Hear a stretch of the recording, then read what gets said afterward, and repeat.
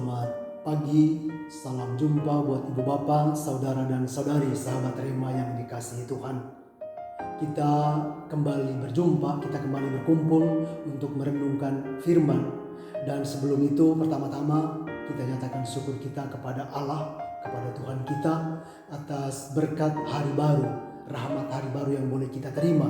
Kita boleh bangun pagi dan masih menikmati nafas kehidupan. Dan yang kedua, kita nyatakan syukur kita karena kita masih diberi kesempatan untuk berada di sekeliling meja sabda, merenungkan sabda Tuhan minimal untuk perjalanan hidup kita sepanjang satu hari ini. Semoga sabda hari ini menjadi pelita yang menerangi. Semoga sabda hari ini menjadi kompas yang menunjukkan kepada kita arah jalan yang benar menuju ke keabadian. Kembali ke meja sabda. Sabda yang kita pakai sebagai dasar untuk renungan kita diambil dari kitab Wahyu bab 18 dan 19, bab 18 ayat 1 sampai dengan 2, dilanjutkan dengan ayat 21 sampai dengan 23 dan dilanjutkan lagi dengan bab 19 ayat 1 sampai dengan 3 dan ayat 9a. Dan dari Mazmur 100 ayat 2 sampai dengan 5, dan dari kisah Injil Lukas bab 21 ayat 20 sampai dengan 28. Tema yang coba saya tawarkan untuk kita renungkan dari dasar sabda ini adalah setia bertahan menjadi kunci memperoleh mahkota kehidupan. Tema ini tentu saja berlatar belakang firman Tuhan yang kita dengar hari ini. Dalam bacaan pertama dari kitab Wahyu, itu nubuat atau pewahyuan atau pemberitahuan atau berita atau kabar tentang kehancuran atau kejatuhan Babilonia. Dan alasan kejatuhan mereka berdasarkan nubuat Apokalipsis, nubuat dari kitab Wahyu adalah karena mereka hidup secara tidak beradab. Mereka berpaling dari hukum Allah. Dengan kata lain, hidup mereka bertentangan atau melawan perintah Allah, tidak sesuai dengan kehendak Allah. Dan untuk kita zaman ini, kisah atau nubuat dari kitab Wahyu menunjukkan atau Babilonia dalam kitab Wahyu adalah representasi dunia tanpa Tuhan. Kejatuhan atau kehancuran mereka atau kejatuhan atau kehancuran Babilonia juga merupakan forma simbolik untuk menubuatkan akhir zaman. Dan kalau kita melihat kisah Injil atau kalau kita melihat bacaan Injil hari ini, dinamika yang sama juga kita dengar dalam bacaan hari ini melalui nubuat Tuhan kita Yesus Kristus. Tuhan Yesus yang meratapi Yerusalem dan menubuatkan kehancuran atau kejatuhan Yerusalem. Dikatakan di sana bahwa Yerusalem akan dikepung oleh bala tentara asing. Mereka akan diinjak-injak oleh orang-orang yang tidak mengenal Allah. Dan kata lain, mereka diinjak-injak oleh orang kafir. Dikatakan juga bahwa akan ada kesesakan yang maha dahsyat atas seluruh negeri dan murka. Mereka menjadi tawanan ke segala bangsa. Mereka juga tewas oleh mata pedang musuhnya.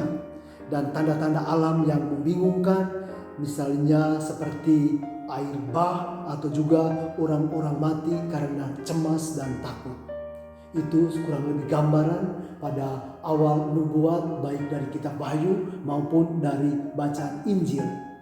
Namun bagi kita orang beriman, kita jangan berhenti pada ketakutan atau kecemasan itu. Bagi kita orang beriman, warta atau nubuat kecemasan memuat beberapa poin utama untuk kita. Yang pertama-tama tentu saja warta tentang nubuat atau kehancuran Yerusalem maupun Babilonia bagi kita adalah tanda, bagi kita adalah peringatan. Kita mencoba untuk membuka pikiran kita, melihat dengan jujur, merefleksi, mengintrospeksi diri kita masing-masing. Seperti apa jalan hidup kita di jalan Tuhan.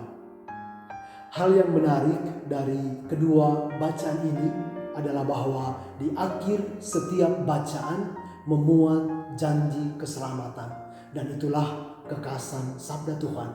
Sabda Tuhan selalu memberi peringatan, tetapi juga pada akhirnya membuat kita belajar untuk selalu berharap bahwa Allah yang memberikan peringatan keras dan tegas pada akhirnya mengajak kita untuk mencoba kembali ke Allah yang Maha Rahim, Allah yang Maha Kasih.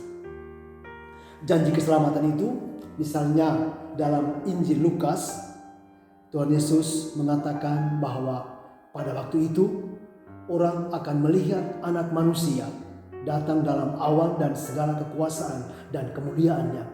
Dan apabila semuanya itu mulai terjadi, bangkitlah dan angkatlah mukamu, sebab penyelamatanmu sudah dekat. Kata-kata atau nubuat atau janji keselamatan ini tentu saja mengandaikan perubahan, mengandaikan pertobatan dari pihak kita manusia. Ketika kita bertobat, ketika kita dengan kerendahan hati mau berbalik kepada Allah, kita akan memperoleh mahkota kemuliaan seperti yang dijanjikan oleh Tuhan. Dan janji keselamatan ini sebenarnya tidak hanya ada pada bacaan Injil. Kitab Wahyu yang sebelumnya menubuatkan persyaratan atau peringatan yang begitu keras juga pada akhirnya memuat janji keselamatan.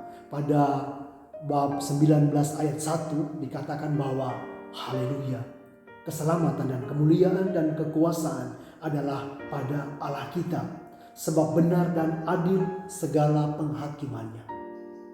Allah menubuatkan kehancuran Babilonia, Tuhan Yesus menubuatkan kehancuran Yerusalem, tetapi pada akhirnya menawarkan bahwa Allah yang kuat, Allah yang berkuasa juga memberikan kepada kita kesempatan untuk kembali bertobat. Dan itu kita pun pada hari ini kita memperingati dalam kalender liturgi Gereja Katolik, kita memperingati peringatan wajib Santo Andreas du Lac dan kawan-kawan martir di Vietnam.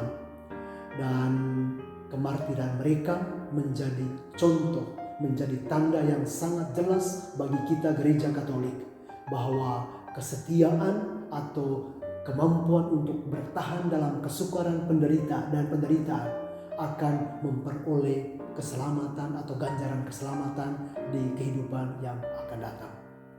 Dan di akhir renungan ini saya mengajak ibu bapak, saudara dan saudari untuk mendaraskan kembali kisah atau mendaraskan kembali kata-kata atau doa dari pemazmur. Beribadahlah kepada Tuhan dengan sukacita, datanglah ke hadapannya dengan sorak-sorai. Ketahuilah bahwa Tuhanlah Allah, Dialah yang menjadikan kita dan punya dialah kita, umatnya dan kawanan domba gembalaannya. Masuklah melalui pintu gerbangnya dengan nyanyian syukur, ke dalam pelatarannya dengan puji-pujian. Bersyukurlah kepadanya dan pujilah namanya, sebab Tuhan itu baik, kasih setianya untuk selama-lamanya, dan kesetiaannya tetap turun-temurun. Berkat Allah yang Maha Kuasa tercurah melimpah atas kita semua dalam nama Bapa dan Putra dan Roh Kudus. Amin. Yesus, Maria, Yosef, terangilah kami, lindungilah kami, selamatkanlah kami.